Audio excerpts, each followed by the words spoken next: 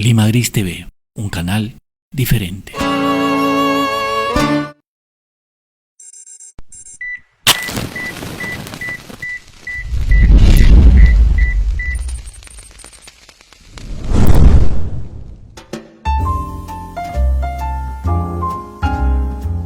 Buenas noches, ¿qué tal? ¿Cómo están? Espero que se encuentren bien. Ha sido una semana agitada, complicada. Creo que todas las semanas en realidad últimas están siendo así, ¿no? Hay una suerte de apatía que se combina, que es resultado en realidad del tema del COVID, de lo que estamos viviendo y además del ambiente político en el Perú, ¿no? Que es lamentable por donde se le mire, y uno termina pensando en que algunas veces sería bonito no pensar, ¿no? Olvidarse un poco de las cosas, distenderse. La literatura salva en algunos momentos, en algunos casos te distrae, te acerca a otros espacios. Uno de ellos es el que vamos a conversar hoy, que quería compartir con ustedes, que es una novela de Daniel Defoe, que no es El año de la peste, ciertamente, que estuvimos comentando hace unos días con unos amigos porque sugerían un programa solamente sobre novelas apocalípticas, ¿no? Pero después de los rayos y truenos que han habido el lunes, creo que lo que menos necesitamos es alterarnos más los nervios. Así que vamos por las aventuras. Y el del mismo autor de Diario del año de la peste, Daniel Defoe, tenemos un clásico universal que es Robinson Crusoe. Y es un clásico no solamente porque representa en realidad, esta novela está considerada como la primera novela británica, ¿no? La primera novela inglesa. Y es además, después de haber sido publicada en 1719, provocó un revuelo inmenso, porque la aventura de Robinson no es solamente la de un chico que decide desafiar a su padre, es un burgués, y largarse del seno familiar para aventurarse en un barco que finalmente lo va a llevar al Brasil en una ruta llena de aventuras, ¿no? Sino que además es la transformación del hombre por la naturaleza, ¿no? Robinson llega al Brasil, se instala luego de haber estado en el África y conoce pues de las penurias, de lo que le significa viajar en alta mar, convivir con otras personas, con personas de otras razas además.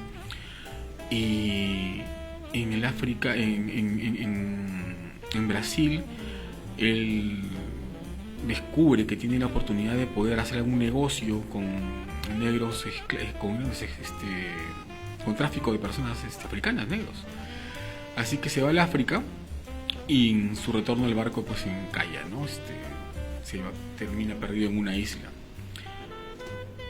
Aquí es en realidad donde comienza la verdadera historia de Robinson Crusoe, porque lo anterior, si bien es una aventura impactante, que puede ser analizada desde diferentes ópticas, la aventura real comienza cuando Robinson llega en esta isla en la que se queda 28 años y tiene que adaptarse a un nuevo contexto.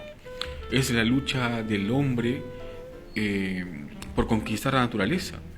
Es que Robinson tiene que aplicar todo lo que ha aprendido en sus viajes, en su infancia, lo que ha escuchado de cómo se hace, cómo se cultiva, cómo se domestican animales, cómo construye una choza, una cabaña, cómo se protege de la insolación, cómo se protege de las lluvias, cómo hace para conseguir agua dulce, cómo hace para alimentarse, ¿no? Cómo hace para sobrevivir, cómo hace para darle la importancia y el valor al tiempo que dedica a trabajar y al tiempo que dedica al ocio, que consiste básicamente en mirar el horizonte y mirar el sunset, ¿no? La novela de Robinson Crusoe ha sido estudiada por gente de la talla, intelectuales de la talla de Henry James, por ejemplo, ¿no? Carlos Marx también la ha estudiado. se utiliza mucho en economía cuando se tiene que explicar la relación entre el valor del precio entre la relación entre el valor y el precio frente al ocio y en otras disciplinas, ¿no? Es una novela que ha sido sumamente estudiada, tiene 1700 ediciones, no sé cuántos millones de ejemplares habrá vendido, y además ha sido llevada al cine 2, 3, 4 veces, tiene adaptaciones al dibujo animado. Es una novela que nos enseña, no solamente no nos distrae por el tema de la aventura, sino que nos enseña también ciertas reacciones del ser humano frente a la naturaleza, de qué tan pequeñitos somos, y dentro de esa pequeñez, dónde radica la fortaleza del hombre para conquistar la naturaleza. Hay muchas críticas, por cierto, ¿no? Después de muchos años en la isla, Robinson se da cuenta, por ejemplo, de que no está solo, ¿no? De que hay una tribu de caníbales cerca y toman prisioneros, y hay unas escenas ahí muy interesantes. Pero él logra rescatar a un aborigen llamado, bueno, lo rescata un día viernes, entonces como el día era viernes le pone el nombre Viernes, ¿no? Y se convierte en su amigo, ¿no? Pero en realidad hay toda una alegoría respecto de la colonización en esta novela, porque además uno de los requisitos para que Robinson salvara a Viernes y a su familia era que se conviertan al cristianismo. ¿Por qué? Porque Robinson había encontrado la paz durante todos esos años, luego de descubrir que había una Biblia dentro del barco que finalmente desaparece y que logra rescatar, ¿no? Y que empieza a leer como único texto y que empieza a tratar de entender. No es una novela católica ni cristiana, por cierto, pero sí permite ese tipo de relaciones del encuentro espiritual entre el hombre y Dios, ¿no? El Dios católico, o la palabra santa de la Biblia, ¿no? Y así, entonces hay muchas cosas ahí interesantes. Es una novela que se lee rapidísimo para sus 700 páginas, la lees en 4 días, ¿no? Tranquilamente, 5 días, porque las aventuras además son cortas, los capítulos son cortos, y las aventuras son muy, muy dinámicas, las soluciones son bastante buenas, y finalmente uno quiere saber cuál es el destino final de Robinson Crusoe, ¿no? Porque claro, Robinson tiene una suerte de redención hacia el final de la novela, pero es justa esa redención. Robinson regresa a su tierra, ¿no? Después de muchísimos años que lo rescatan, y obviamente cuando él regresa, pues ya su ciudad no es lo que él dejó. Es más, sus padres ya están muertos, no tiene más familia, es un hombre solo. ¿Qué hace entonces Robinson Crusoe? ¿Qué decisión va a tomar respecto de su futuro en una tierra que ya no es su tierra? Porque su tierra es la otra, la que ha conquistado a punta de sembrar, de domesticar, de volverse sedentario, ¿no? De luchar por ese pedazo de tierra, en fin, es una novela llena de enseñanzas, es una novela llena de aventuras, es una novela a la que después de leer puedes, no sé, quedarte perdido en una isla y vas a saber cómo sobrevivir. Si además nunca has sido Boy Scout, vas a aprender cómo hacer nudos, cómo cubrirte de la lluvia, cómo conseguir agua para poder beber, qué animales puedes cazar y qué animales no, porque las serpientes con colores brillantes no se deben comer y las de colores opacos sí. Es un manual de supervivencia. Es una guía de cómo sobrevivir a un mundo nuevo, porque es agreste, está ahí, virgen, ¿no? Esta isla que que existe en la ficción condujo a que muchísimos años después, si buscan en su mapa de Sudamérica, encontrarán una isla que se llama la isla de Robinson Crusoe, con ese nombre, porque supuestamente está inspirado en hechos reales, ¿no? Es una de las leyendas que rondan, una de las muchas leyendas que rondan alrededor de esta estupenda y gigante y enorme novela, que es una novela para todas las edades, no es una novela solamente para chicos, ¿no? Es una novela para todas las edades, es una novela que uno disfruta mucho, en la que uno aprende, se divierte, conoce y cuestiona y analiza y descubre también ciertas cosas, ¿no? Hay algo muy interesante con este tipo de historias, es que si bien es cierto que la literatura te abre un panorama y todo eso que ya conocemos, como el discurso de los beneficios de leer, hay algo ahí entre líneas que también es muy importante, ¿no? Y es que uno, después de varias lecturas, empieza a comprender mejor ciertas realidades dentro de la ficción, porque es innegable que aún en la ficción más descabellada hay un hecho atado a la realidad real de quien escribió esa ficción. Y Robinson Crusoe es deliciosamente ejemplar para eso, ¿no? Entonces, la novela que quería compartir con ustedes hoy es Robinson Crusoe, que además su título original no era así, el título original era así.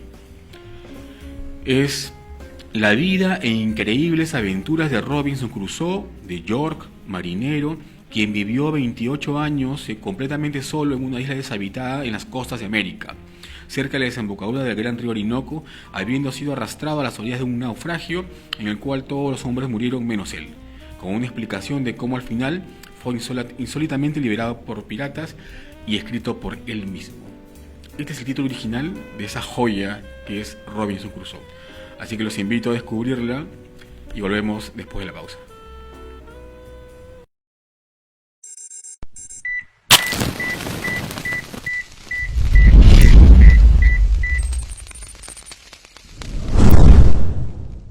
Para nosotros, en el rincón de siempre, la parrilla y el buen servicio siempre ha sido nuestra prioridad.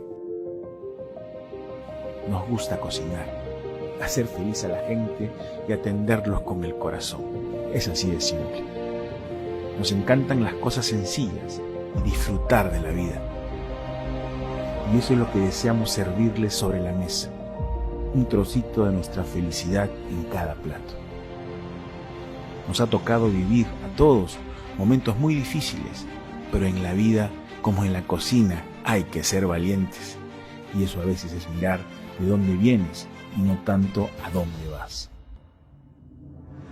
Recuerden que siempre serán bienvenidos a este rincón, donde podrás compartir, reírte y celebrar con las personas que más quieres.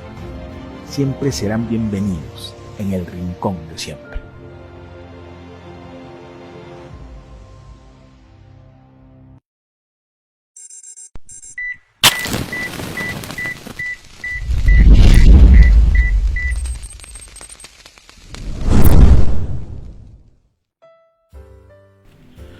Hacia 1940 apareció por primera vez publicado un cuento que es, además de uno de mis cuentos favoritos, es el cuento favorito de muchísimos escritores y muchísimos lectores también, del escritor argentino Jorge Luis Borges.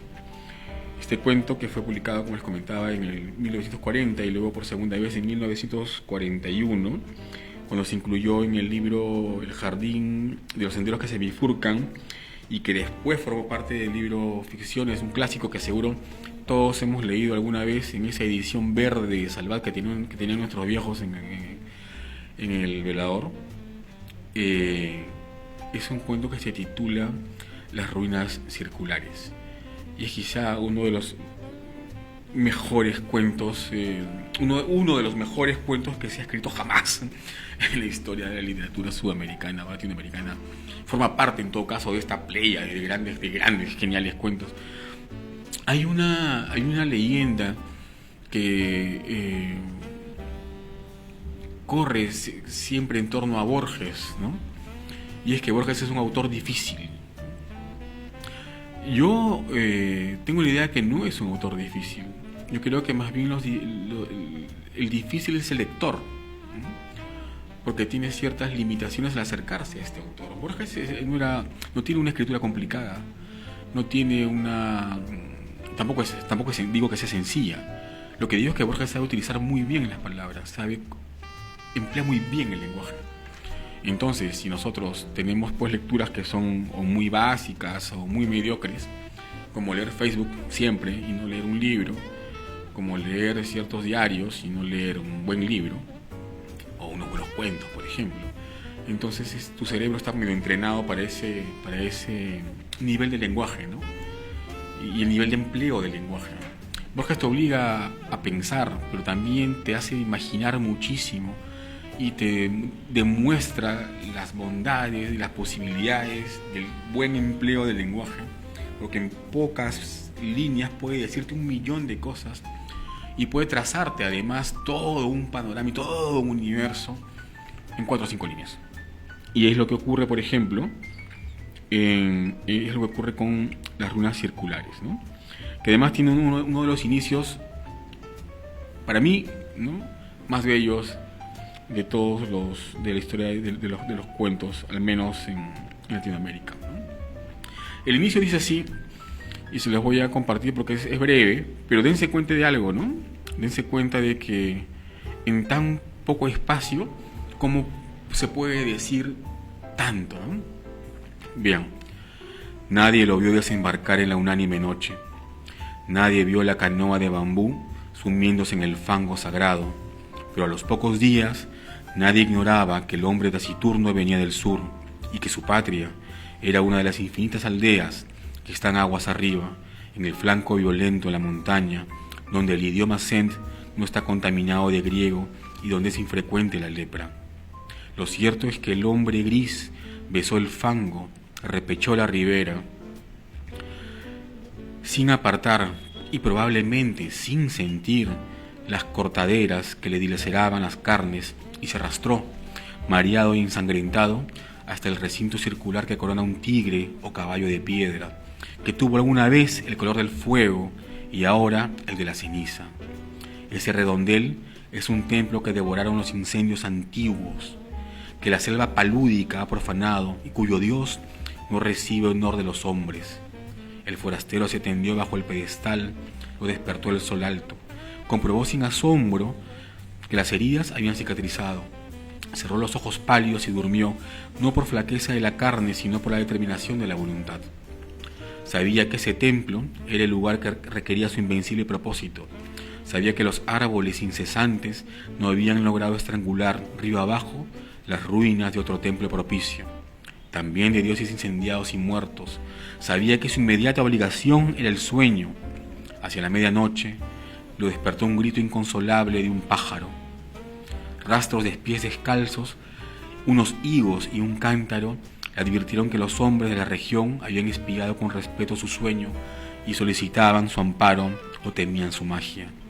Sintió el frío del miedo y buscó en la muralla dilapidada un nicho sepulcral y se tapó con hojas desconocidas. Ese es el primer párrafo de este cuento. Un primer párrafo donde te ubica en un universo geográfico, mitológico, místico, espiritual, de dioses muertos, de dioses olvidados, de símbolos que fueron fuego y ahora son ceniza, de un hombre que llega, ¿no?, desde las alturas a buscar algo. ¿A buscar qué? Y aquí viene entonces la gran magia de Borges, ¿no? La gran intelectualidad de Borges, el gran genio de Borges. Borges filosofa a través de este personaje, de este hombre, una idea que está muy arraigada en el pensamiento místico, ¿no? El hombre va al centro de estas ruinas, va a soñar, va a dormirse para poder soñar. Pero ¿qué va a soñar este hombre? Este hombre va a soñar a otro hombre. Este hombre está convencido de que por la fuerza del deseo, del misticismo, de la voluntad, él puede, a partir del pensamiento y en el sueño, empezar a crear a un hombre de la nada. Entonces empieza en esta suerte de ritual, ¿no? Y de pronto empiezan a aparecer las primeras gotas de sangre. Se empiezan a crear las primeras arterias, las primeras venas,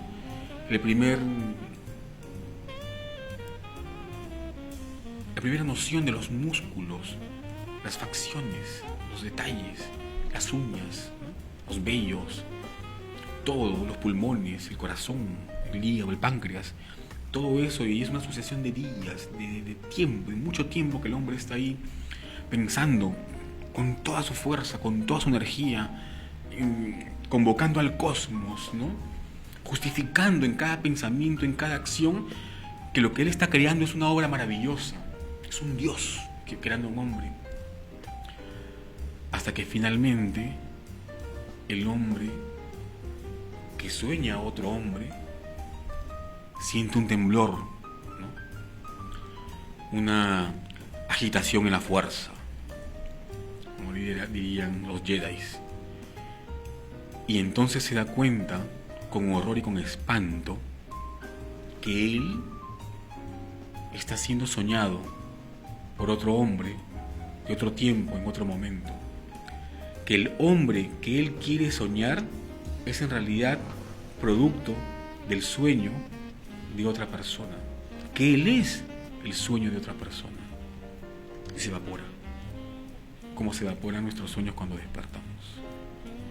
En todo ese cuento maravilloso, en toda esa historia increíble que Borges escribió, hay muchas significancias que podríamos comenzar a disgregar, a analizar, ¿no? Pero no es el espacio. El espacio es un momento para poder acercarnos a un cuento que nos gusta mucho, que ustedes no conocían, o que si ya conocían pueden recordar nuevamente volviendo a sus libros y a redescubrirlos.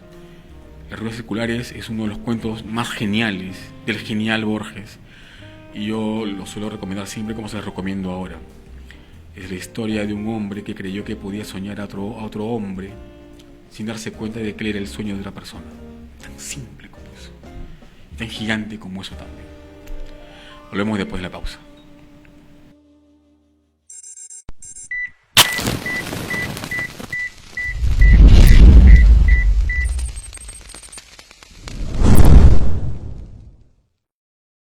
Para nosotros, en el rincón de siempre, la parrilla y el buen servicio siempre ha sido nuestra prioridad. Nos gusta cocinar, hacer feliz a la gente y atenderlos con el corazón. Es así de simple. Nos encantan las cosas sencillas y disfrutar de la vida. Y eso es lo que deseamos servirles sobre la mesa. Un trocito de nuestra felicidad en cada plato. Nos ha tocado vivir a todos momentos muy difíciles, pero en la vida, como en la cocina, hay que ser valientes. Y eso a veces es mirar de dónde vienes y no tanto a dónde vas. Recuerden que siempre serán bienvenidos a este rincón, donde podrás compartir, reírte y celebrar con las personas que más quieres. Siempre serán bienvenidos en el rincón de siempre.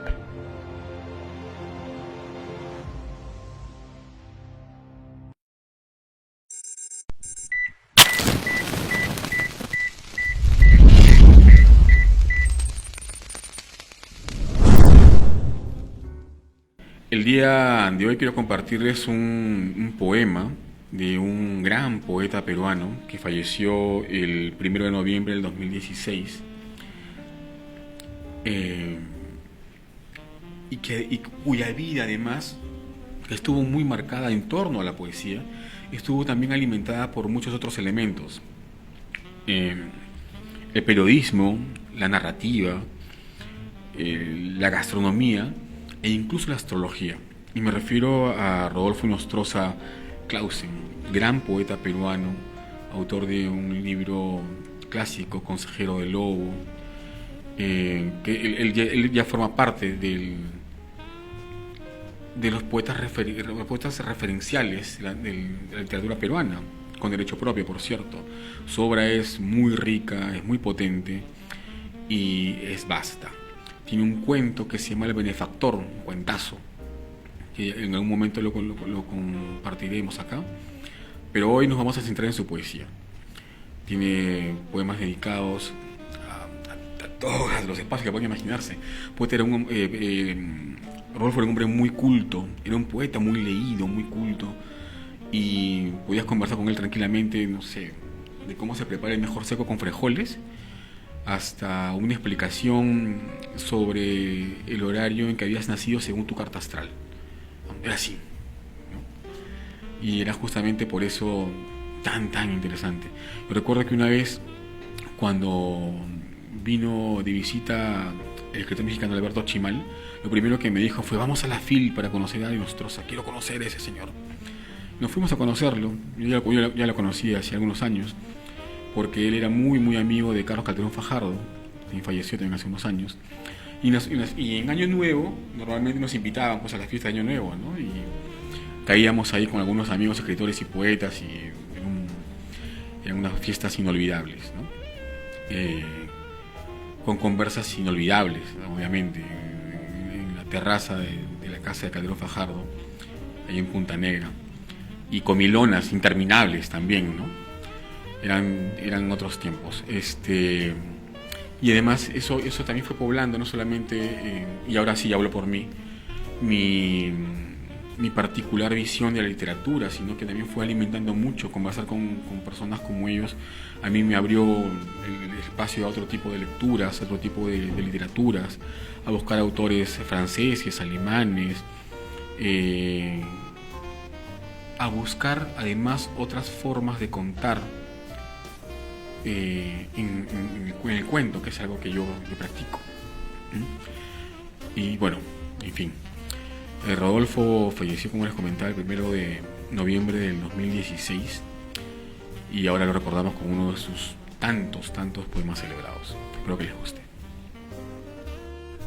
Gambito de rey. Y continué peón 4 alfil rey. Jugada peligrosa, dijo el maestro de la escuela romántica. Andersen sale así en Inmortal. Cuide usted 4 torres y tal vez haga tablas. Y salieron mis escuadras imprecisas, transparente medio sueño bajo el canto del pájaro campana y el árbol que todo lo sabe, desplegando sentencias tan románicas. Peón por peón aceptó el negro, y yo, caballo 3 alfil rey. Y por entonces la realidad era una impetuosa fantasmagoría. Cierto impulso en la materia del ánima humana la conduce a negar el pasado. Insistí otra vez. ¿Cómo voy a seguir? ¿Qué decir de la historia si es licencia poética decir que se repite, que el incesante error de los vencidos se repite, que el poder del imperio se repite? Algo hay, yo te diré, que te conduce a afirmar el pasado y a repetir un acto equivocado para sentir que existes, porque eres desdichado, por ejemplo. Y es inútil el acto, pero no obstante obligado de repetir, pudiera ser que en el siguiente ciclo cierran las puertas de la justicia o de la paz. Esa repetición spengleriana, espanto lúdico perdido en sus orígenes. Gigantesca esfera de leyes implacables, nunca nadie jugó 2 partidas iguales. Así, creer en la repetición histórica es pura necedad. Mira bien, ahora el negro llevará el alfil a 2 damas, y esa es defensa Cunningham, de largas consecuencias. Supuse que volviendo, agradaría a todos si es que hablaba de amor y alegría, aunque malditas las ganas que me quedaban. Pero aquí huyen del melancólico como del apestado en el siglo XIV, y todo se ha perdido, aunque haya bautizado este regreso con un sonoro nombre griego, Nostos. Extraño en Ecbatana, como dice Macleish. Adiós culeados sueños, adiós tu pulso, tallador de brillantes. El regreso no significa nada.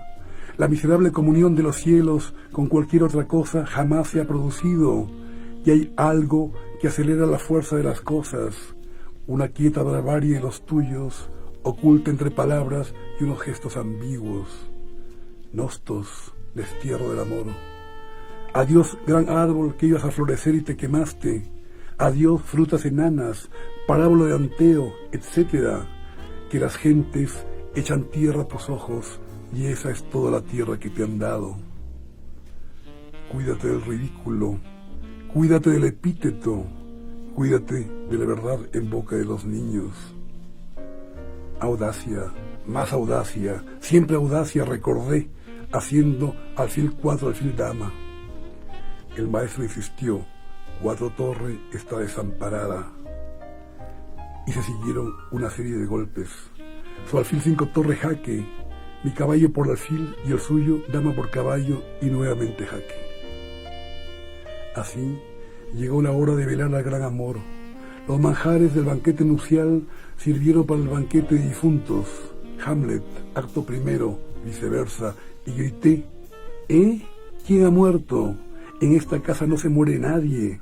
Es la casa del amor, del olvido, de la reconciliación. Eso dije, y los pájaros picotearon mis riñones, y creo que el pórtico de una casa en mi espíritu se derrumbó, crujiendo como el hueso de un ave. El maestro salmodiaba en un tablero lejano. Hablemos de dialéctica viviente o alquimia del espíritu, como se llamaba hace 8 siglos. Una fuerza que se opone a otra fuerza actúa sobre la contradicción del enemigo. Enroque usted, consolídese, conózcase a sí mismo, no juegue ningún rol. Sea usted todas las piezas del tablero, sienta la amputación de un miembro cuando cae un peón. Un yo compacto, un yo visible, si no revierte sobre la propia historia, es un poder desperdiciado, una pura metáfora hedonista. Observe usted la armonía de la defensa india del rey. Pero quieren decirme de qué juego me hablan. Los últimos cisnes cantaron con horribles aullidos de castrati.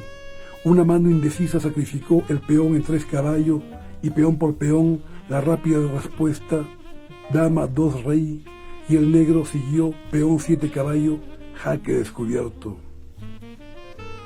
Y todo fue arriesgado, y todo fue perdido. Así ellos, los audaces, sobre un punto de una esfera bruñida, quisieron encender lo que se dice el fuego incorruptible. Pero no hubo movimientos alados, ni ayuda, ni piedad. Oh descomedidos campesinos, las brutales manadas de los satisfechos que imaginan tomar parte en el banquete. Mala peste al país que abandona a sus héroes, que caen como una estampa bíblica con la sal en el rostro. Y un hombre se apoya contra un árbol, disponiéndose a acabar su vida con dignidad. Escucha, Kekel, 550, entre el murmullo de las ametralladoras. El minué se enfrenta al infinito, sabiendo de antemano que será derrotado. Y así fue el canto de la revolución, amor, amor. Así pues devoraron bellotas, haciendo lo que se llama el recuento de muertos. Y siguió mi fatal rey 1 dama, y el peón por torre coronando abrió la persecución implacable. Crucé mi dama en 1 alfil. ¿Sabe lo que jugamos?, preguntó el negro. ¿Qué?, dije estúpidamente. Tu fe y tu futuro. Utopía se cae, se cae. Los sueños ruedan a las alcantarillas. Ángeles incoloros vagan sin ruta y sin objeto entre las agujas de los templos. Ruedas ardientes giran con los descabezados. Mi escuadra, mi orgullosa escuadra, mi querido yo mismo. Entre la música de los escupitajos y los murmullos de los paterfamilia. Dama 5 caballo, jaque. Una fangosa eternidad de espera. Luego, el lento movimiento al alfil 2 rey. Y dama, torre por dama, mate, aulló el negro, derribando las sillas escarlata. Acto quinto, telón. La implacable esfera, las leyes implacables. 64 escaques y el universo se comba sobre sí mismo. No hay afuera, no hay escape hacia otra dimensión donde todo esto sea la historia del reptil, la historia del anfibio, la pura prehistoria. Pero vuelva a jugar, dijo el maestro. Una partida es solo una partida. La especie humana persiste en el error hasta que sale una incesante aurora fuera del círculo mágico. Entonces, a la partida siguiente jugué en 3, alfil 5 caballo. Ruy López, observó el maestro. Usted aprende.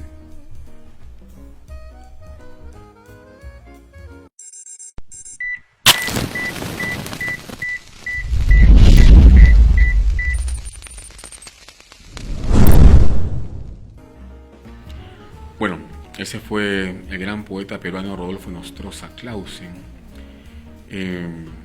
No sé qué más podría contarles de él, porque tendrían que ponerse a buscar en realidad sus textos. Tiene en Sex Barral le publicaron, si mal no recuerdo, sus cuentos completos. Revisen, ¿no? Ese cuento que les comentaba El Benefactor, que es un cuentazo, una historia de un hombre que un día, no recuerdo bien si el hombre quería escribir o no, ¿ya? La cosa es que era un escritor muy mediocre, pero de pronto un día llega un sobre a su casa, que era el sobre que le enviaba el benefactor, un tipo que no se sabe cómo se llama ni nada, y era una novela. Y este autor mediocre envía la novela a un concurso en Francia y gana, es famosísimo. Y luego el benefactor le envía otra novela, y otra novela, y otra novela, y otra novela. El tipo empieza a presentar las novelas y son un éxito, se convierten en bestsellers internacionales, gana un montón de dinero, hace súper famoso, hacen películas de cine. Y cuando la gente le pide más historias, simplemente el benefactor desaparece. Y la vida del hombre también, porque era un escritor mediocre, malísimo, como tantos escritores malísimos, y que había sabido aprovechar bien esta ayuda de este benefactor, ¿no? Del que además nunca sabe quién es, ¿no? Y en ese eje es que gira la trama. Es un cuentazo, de verdad. No estoy muy seguro, pero creo que ganó el premio Juan Rulfo, cuando todavía existía el premio Juan Rulfo. Creo que el último premio Juan Rulfo lo ganó Ribeiro. Después de eso creo que ese premio desapareció o cambió de nombre, no me acuerdo muy bien, pero ahí están los datos. Y bueno, para despedirme quisiera invitarlos nuevamente a que nos sigan en la página web www.circulodelectores.pe y que nos sigan en nuestras redes sociales. En Instagram estamos como circulodelectores.pe y en el Facebook como Círculo de Lectores Perú. Estamos empezando un nuevo taller de escritura creativa, un taller de cuento, y pronto el nuevo taller de historia del rock peruano a cargo de Fernando Pinzas. Así que dense una vuelta por la web, vean qué tenemos por ahí, y si se animan, también tenemos nuestros clubes de lectura, los sábados de 5 a 6 y media y los domingos de 4 a 5 de la tarde. Es para los adultos, sábado y domingos. Y para los más chicos de la casa, de 9 a 14 años, los sábados de 10 y media a 11 y cuarto de la mañana. Así que no tienen excusa para no leer. Y además las clases, no son clases, en realidad son sesiones súper divertidas. Los clubes de lectura no solamente sirven, y eso me he dado cuenta con los años, como un espacio para poder compartir, obviamente, las lecturas que nos tocan compartir en ese momento, sino que se vuelve una suerte de terapia grupal, ¿no? Todo el mundo empieza a conversar sus cosas, donde se establecen y se desarrollan y luego se consolidan amistades. Se forman grupos muy bonitos y nos une algo que nos gusta, que es la lectura, ¿no? Y por ahí compartimos algunas otras cosas. Antes de la pandemia, por ejemplo, solíamos celebrar nuestros aniversarios con una torta de chocolate inmensa. Ahora lo hacemos con unos brownies virtuales, pero espero que ya con las vacunas y todo esto la cosa vaya cambiando. Y espero además que volvamos de cierta manera a recuperar algo de aquella normalidad que se ha perdido.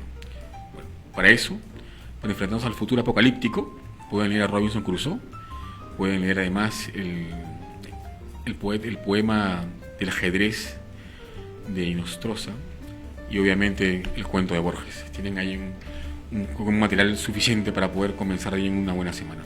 Nos vemos.